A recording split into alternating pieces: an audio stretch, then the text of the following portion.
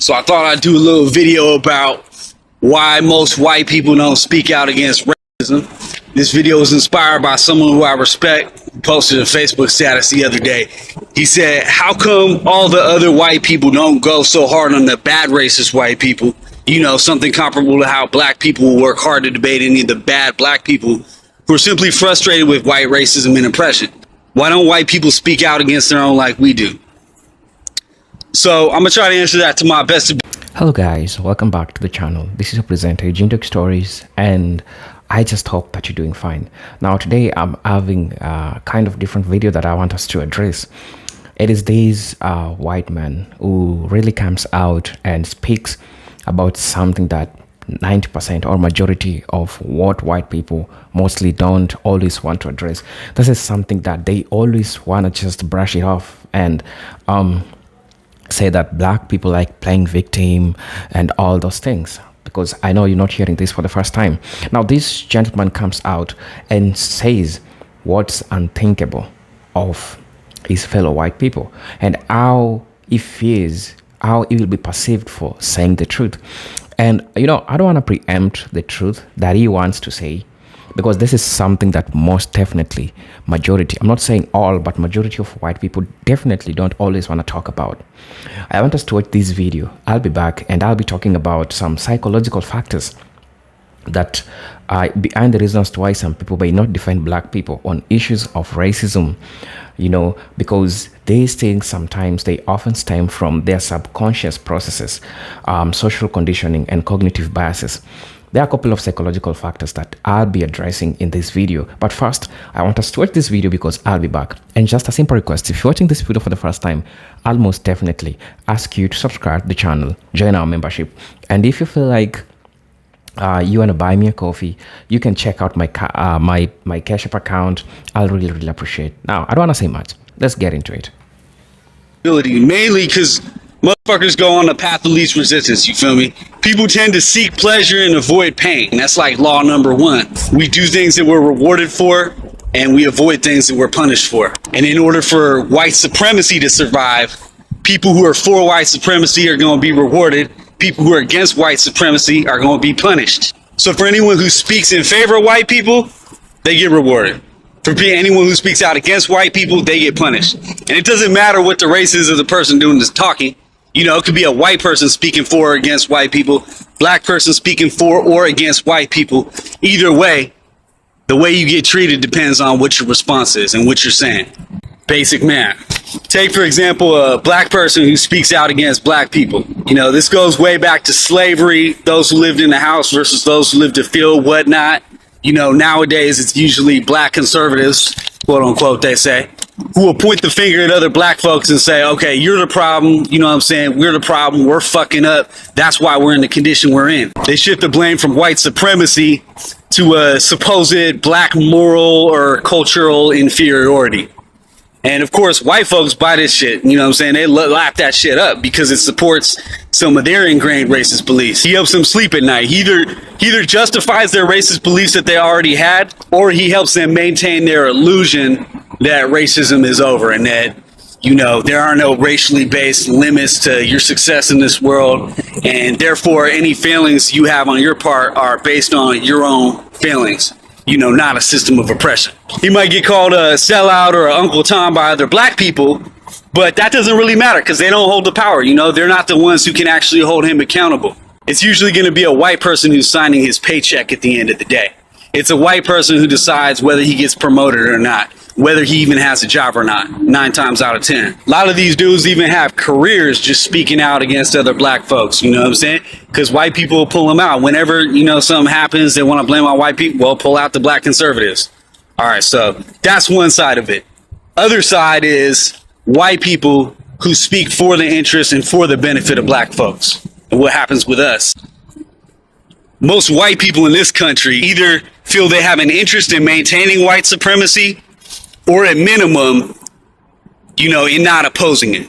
Because when white people do take a stand, we get ostracized for it. And if you haven't seen that happen, it's probably just because white folks who speak out in the interest of black people rarely make it on TV. We don't get called in for the interviews. You know, sure, you got some white folks who will proclaim colorblind beliefs. You know, they say we're not racist. On Martin Luther King Day, they all get around and sing Kumbaya, which is great. I'm not knocking that. But what I'm saying is, when it comes to actually challenging white supremacy in a real way or pointing out systemic injustices in this country, suddenly they're not around.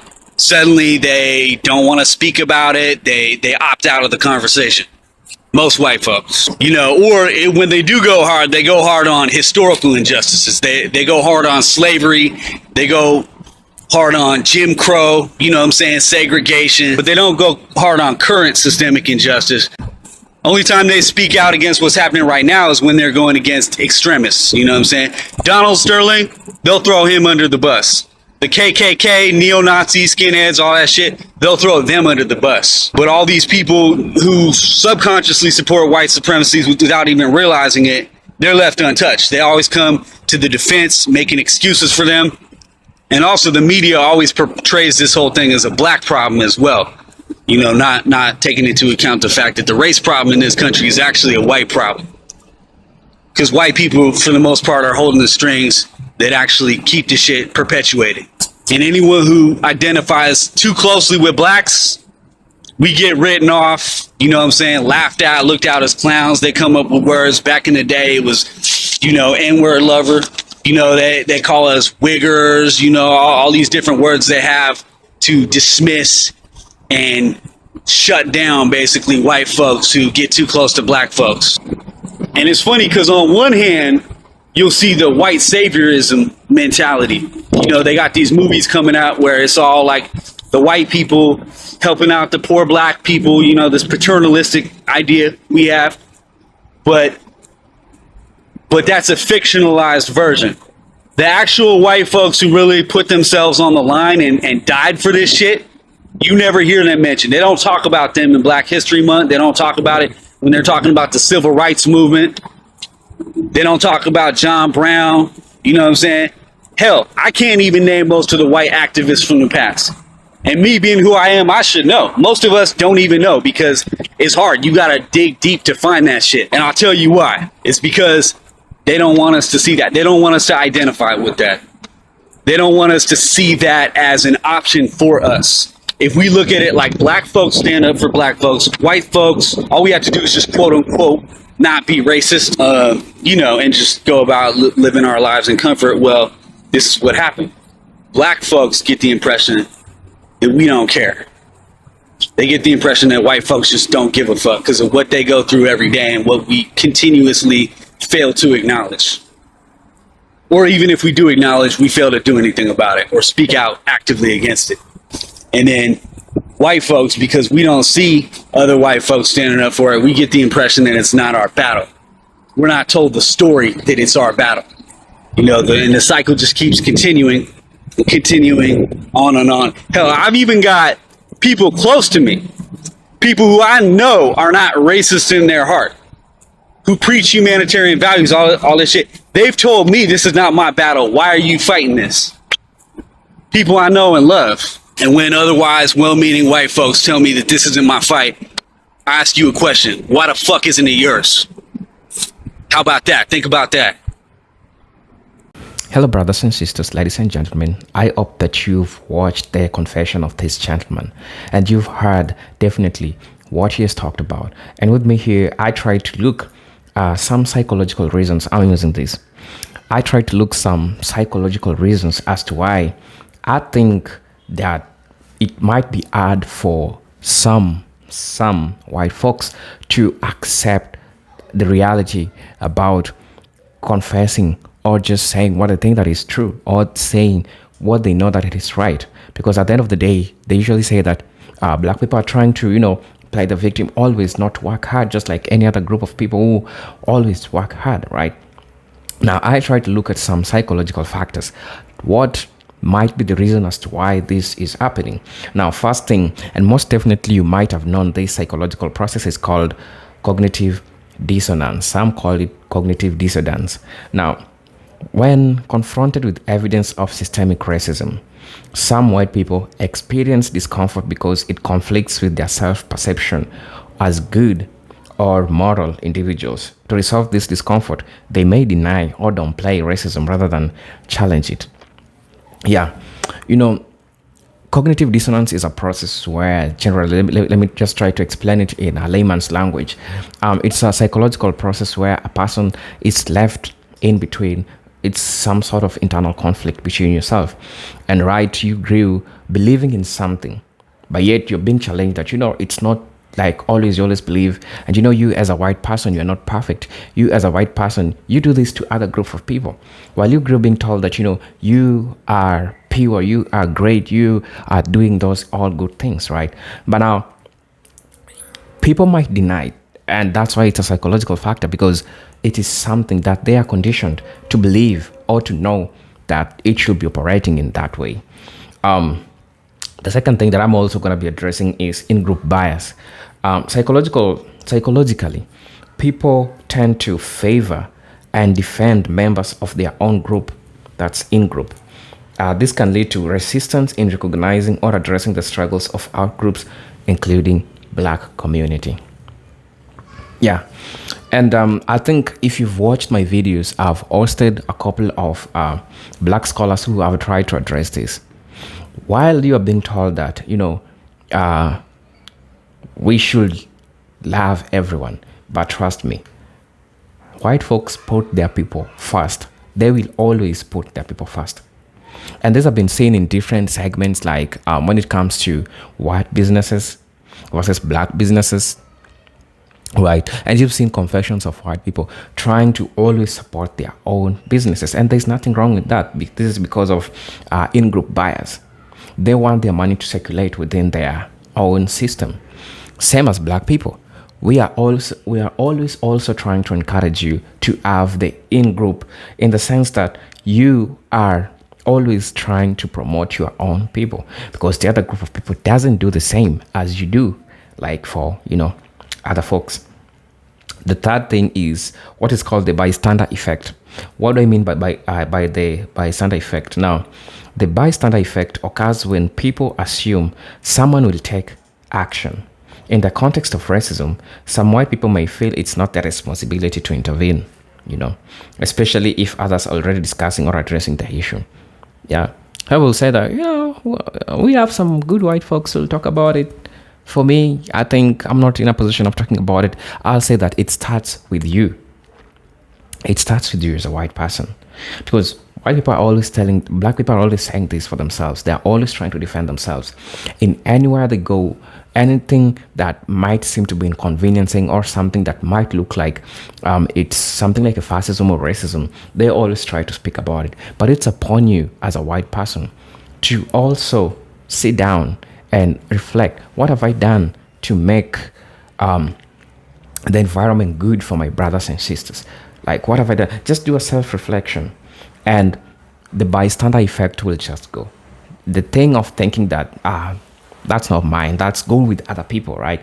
So if you find yourself in a bystander effect, you need to consider, put yourself in line, knowing that tomorrow it might be a friend, it might be a Black wife, so it doesn't have to reach that it is a person that is close to you so that you can start speaking about this.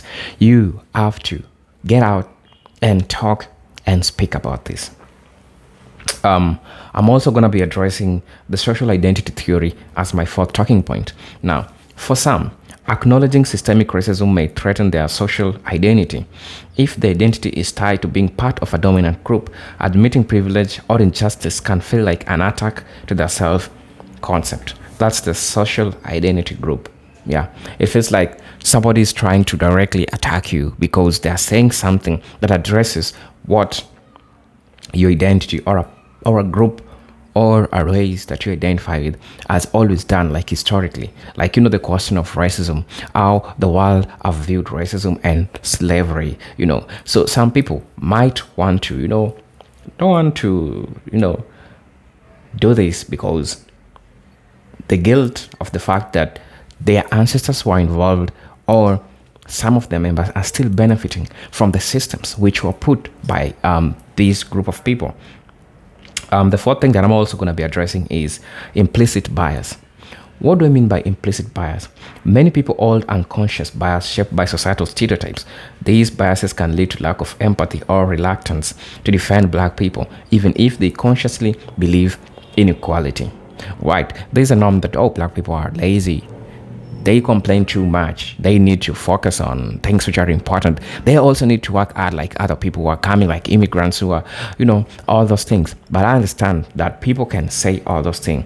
This brings what is called the implicit bias, in the sense that somebody is genuinely complaining about something and you can add them, but now your mind is clouded by the bias that you add from people, which generally stems from the stereotypes that you add from people, and this makes you see them in a different way, right? The sixth thing that I'm going to be addressing is defensiveness and fear of guilt. This is self-explanatory. I'll just go ahead and read. The white guilt arises from the white individual feel personally responsible for racism.